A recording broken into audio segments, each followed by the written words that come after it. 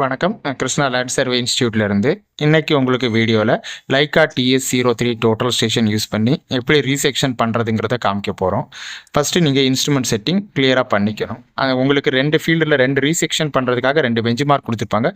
2க்கு மிடில் இருக்க மாதிரி நீங்கள் இன்ஸ்ட்ருமெண்ட் செட்டிங் முடிச்சு பபுள்லாம் கிளியராக செட் பண்ணி முடிச்சதுக்கப்புறம் நீங்கள் ஓகே கொடுத்தீங்கன்னா அடுத்த ஒரு ஜாப் கிரியேட் பண்ணுற மாதிரி இருக்கும். ஜாப் ஆக்டிவேட் பண்ணதுக்கப்புறம் செட்டப்பில் போயிட்டு ரீசெக்ஷன் கிளிக் பண்ணிட்டீங்கன்னா உள்ளே போயிட்டு அந்த டேட்டா உங்களுக்கு ஆல்ரெடி கொடுத்துருப்பாங்க. ரீசெக்ஷன் பண்ணுறதுக்கான கோஆர்டினேட்ஸ் ஃபீல்டில் இருக்கும்.